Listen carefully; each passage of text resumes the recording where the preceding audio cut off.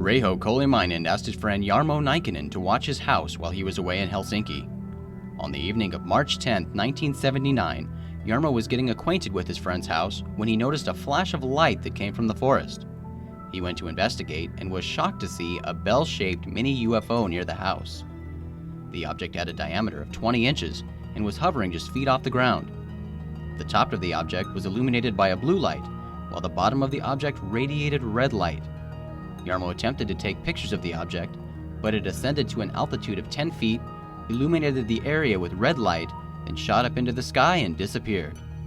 Jarmo spent the next few days mapping out areas surrounding the house where he discovered landing patterns on the ground. He noticed that the different landing patterns formed a triangle, which he interpreted to be pointing into the woods.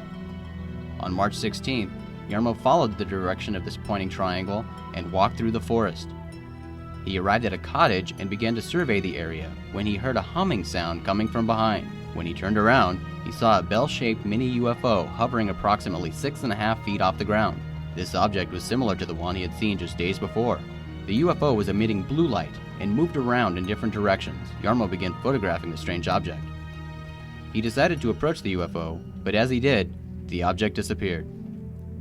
After this exciting encounter, Jarmo continued to investigate the area. 30 minutes later, he heard the humming sound again. In the distance, he could see the same mini-UFO in the bushes, so he advanced on the object and resumed taking pictures with his camera. While trying to get a closer shot, Jarmo fell, and this caused the UFO to direct a beam of bright red light at his face, temporarily blinding him. Panicked, Jarmo took cover behind a fir tree. The UFO gradually started moving away.